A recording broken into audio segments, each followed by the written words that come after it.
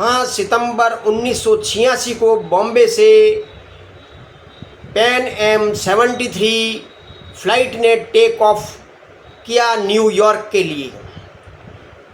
इस Pan Am 73 flight का पहला पड़ाव कराची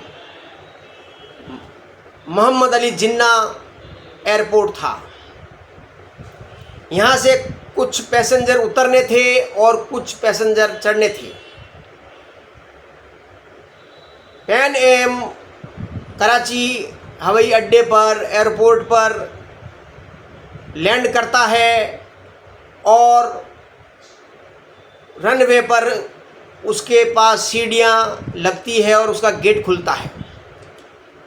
कुछ यात्री उतरते हैं और टर्मिनल से कुछ पैसेंजर वैन में चढ़कर रनवे की तरफ जाते हैं। ये वैन पैसेंजर के लिए लाने ले जाने के लिए होता है, जो फ्लाइट से और टर्मिनल के बीच की दूरी तय करते हैं।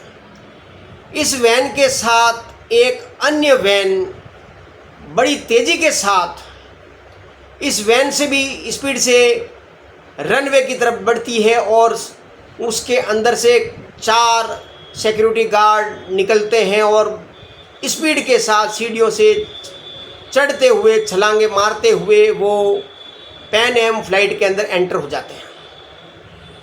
इन सिक्योरिटी गार्ड की कमर में बारूद के बेल्ट बंधे हैं और हैंड ग्रेनेड लटक रहे हैं। इन सिक्योरिटी गार्ड के हाथों में असॉल्ट क्लासनिकोव राइफलें AK-47 हैं और वो तेज़ी के साथ सीढ़ियों पर चढ़ते हैं। ये देखकर एयर होस्टेस, जो कि इंडिया मूल की है, नीरजा भनोट, अपने इंटरकॉम से कॉकपिट पर मैसेज करती है क्रू मेंबरों को। क्रू मेंबरों को कहा जाता है कि कुछ हथियारबंद फ्लाइट में घुस गए हैं।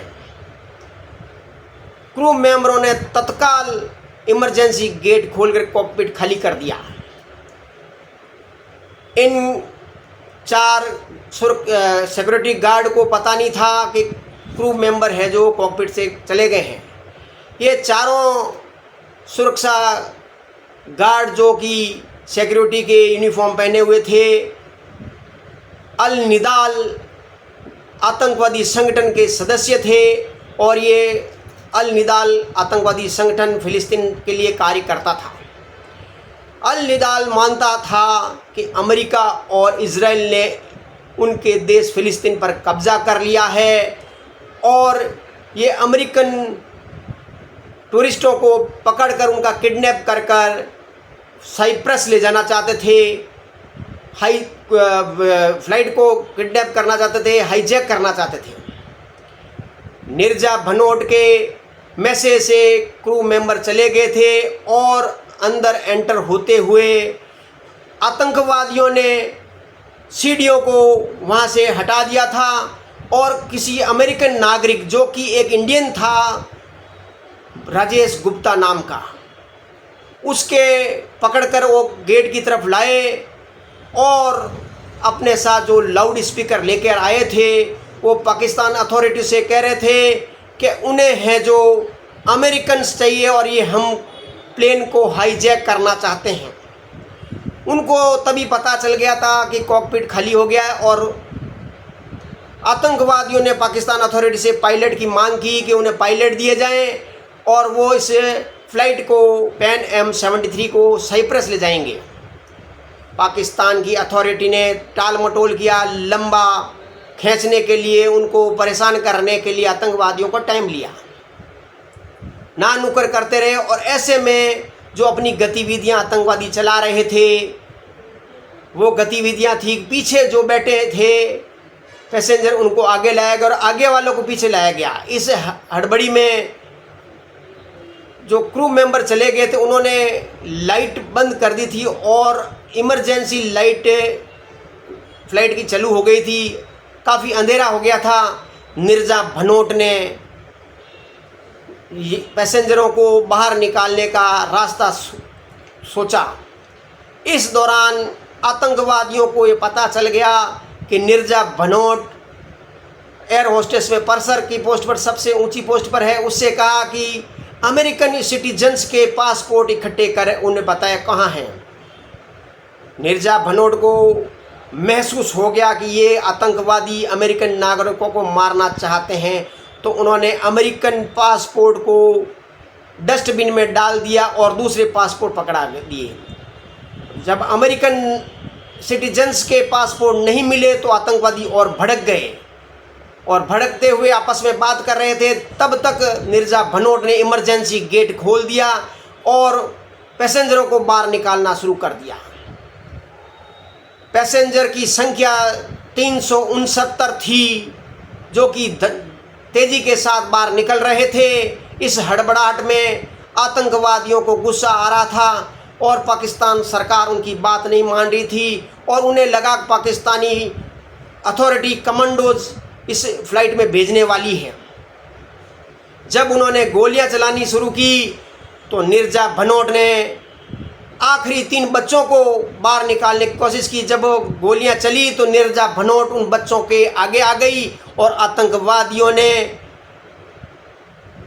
नीरजा भनोट पर अपनी पूरी मैगजीन खाली कर दी। आतंकवादी पहले राजेश गुप्ता की हत्या करके नीचे डाल चुके थे और दूसरी नीरजा भनोट को भी मार चुके थे,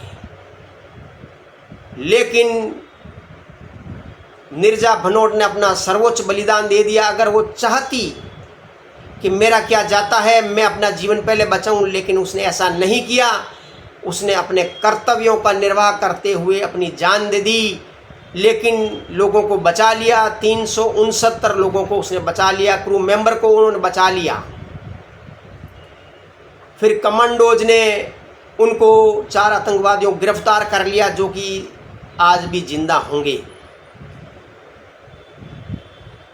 तुरंत नीरजा भनोट को हॉस्पिटल ले जाया गया, लेकिन वो बच न सकी। बाद में भारत सरकार ने नीरजा भनोट को शांति काल में जो बहादुरी के कार्य किए जाते हैं, सर्वप्रथम सर्वोच्च पुरस्कार अशोक चक्र से उनको सम्मानित किया गया। उनकी याद में डाक टिकट भी निकाला गया। पाकिस्तान की सरकार ने भी तमगाए इंसानियत और अमेरिकी सरकार ने जस्टिस ऑफ क्राइम के पुरस्कारों से उसे सम्मानित किया। नीरजा भनोट कौन थे? नीरजा भनोट 7 सितंबर 1963 में चंडीगढ़ में पैदा हुई थी। उसके पिता का नाम हरीश भनोट और मां का नाम रमा भनोट था। प्रारंभिक शिक्षा चंडीगढ़ में ली थी। नीरजा भनोट के पापा बॉम्बे में एक जर्नलिस्ट के रूप में काम करते थे। बड़ी होने पर नीरजा भनोट बॉम्बे आ गई और यहाँ पर सेंट जेवियर्स कॉलेज से अपनी पढ़ाई पूरी की। 1985 में यूएई अबू धाबी के नरेश मिश्रा से नीरजा भनोट की शादी हो गई। ये पारंपरिक शादी थी, ये पारंपरिक परिवार था, मिडिल क्लास का परिवार था। नरेश मिश्रा के साथ अपने पति के साथ नीरजा भनोट यूएई चली गई। नरेश मिश्रा एक लालची किस्म का आदमी था। दहेज की मांग और क्रूरता के कारण 2 महीने के अंदर अंदर नीरजा भनोट बॉम्बे आ गई। नीरजा भनोट ने फैसला किया कि वो अपने पैरों पर खड़ी होगी, किसी की बात नहीं मानेगी। नीरजा भनोट मॉडलिंग करने लगी। मॉडलिंग में कई नामी कंपनियों के, कई ब्रांड के उसने विज्ञापन दिए थे, जिसमें ब्रिटानिया केक और फेयर एंड लवली के हैं। नीरजा भनोट ने पाम एम बॉम्बे स्थित ऑफिस में भी एक एप्लीकेशन दी थी नौकरी के लिए, जहां उसका आवेदन स्वीकार कर लिया गया था और नीरजा भनोट को मियामी और लंदन में एयर होस्टेस की ट्रेनिंग दी गई थी। वहां से सफलतापूर्वक वो ट्रेनिंग करके आई और एयर होस्टेस परसर बन गई। और तत्काल पैन एम की नौकरी ज्वाइन कर ली। मिर्ज़ा भनोट एक सामान्य परिवार की बेटी थी, जो भारत की बेटी थी। उसने अपने जो बहादुरी और कर्तव्य का जो निर्वहन किया था वो शिक्षा लेने के लायक है। नरेश मिश्रा जो कि इसके बलिदान के बाद बहुत पछताए थे, लेकिन अब क्या हो सकता है, उसने अपना बलिदान दिया और अपना नाम अमर कर गई। वो केवल मात्र 23 साल की अवस्था में अपना बलिदान दिया। 2 दिन बाद ही उसका 23वां जन्मदिन था। जय हिंद।